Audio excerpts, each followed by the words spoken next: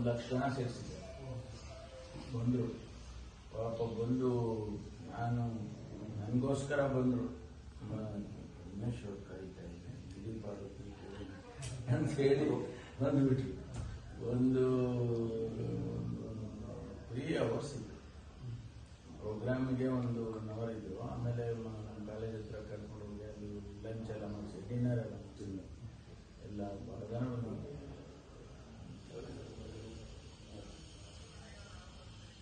ಶಿವಣ್ಣ ಹೋಗಕ್ಕೆ ಮುಂಚೆ ನಾನು ಅದರ ಫೇಮಸ್ ಆಗ್ತದೆ. ಏನ್ ಸರ್ ಮೊನ್ನೆ ಎಲ್ಲಿ ಅವ್ರದ್ದು ಜನ ನೋಡ್ಬೇಕು, ಸಾದ ಕ್ರೌಡ್ ಬಿಗ್ ಬಾಸ್ ಇಲ್ಲ ಗಿಲ್ಲಿ ಒಳ್ಳೇದಾಗಲ್ಲ. ಅಂದ್ರೆ it is your innocence, hard work ಚೆನ್ನಾಗಿ ಒಳ್ಳೇದು. ಹಾರ್ಡ್ನೆಸ್, ಸಿಂಪ್ಲಿಸಿಟಿ ಬಹಳ ಇದು ಮಾಡುತ್ತೆ ಜೀವನದಲ್ಲಿ. ಜನ ಅದನ್ನೇ ಇಷ್ಟಪಡ್ತಾರೆ. ತೋರಿಕೆ ಕ್ಯಾಮರಾ ವರ್ಲ್ಡ್, ಎಂಟರ್ಟೈನ್ಮೆಂಟ್ ವರ್ಲ್ಡ್, ಅದೊಂದು ಲೈನೇ ಬೇರೆ, ಇದು ಬೇರೆ. ಚೆನ್ನಾಗಿದೆ. ಆಮೇಲೆ ಬೆಂಗಳೂರಲ್ಲಿ ಇಲ್ಲಿ ಅಗ್ರಿಕಲ್ಚರ್ ಯೂನಿವರ್ಸಿಟಿನಲ್ಲಿ ಓದಿದ್ರು. ಆಮೇಲೆ ಆಸ್ಟ್ರೇಲಿಯಾಗೆ ಹೋಗಿ ಅಲ್ಲೊಂದು 5 ವರ್ಷ ಇದ್ದೆ. ಆಮೇಲೆ ಬಂದಾದ್ಮೇಲೆ ಪಾಲಿಟಿಕ್ಸ್ ಸೇರ್ಕೊಂಡು ಇವಾಗ ಪಾಲಿಟಿಷಿಯನ್.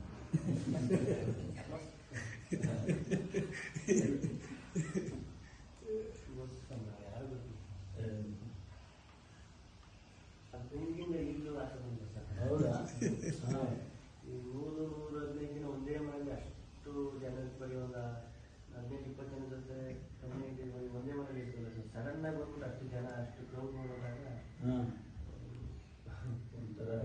ಬೇಗ ಬರೋಕ್ಕಾಗಲ್ಲ ಸರ್. ಫೋನು ಇಲ್ಲ, ಟೈಮು ಇಲ್ಲ, ಏನೂ ಇಲ್ಲ. ಟೈಮು ಒಂದು ಗಡಿಯಾರನೇ ಇರಲ್ಲ ಸರ್ ಅವ್ರಿಗೆ. ಬಿಸಿಲು ನೋಡಿ ಆಗಿರ್ಬೋದೇನೋ. ಅಯ್ಯೋ ಟೆಕ್ನಾಲಜಿ ಇರಲ್ಲ ಏನಿಲ್ಲ, ಏನಿಲ್ಲ.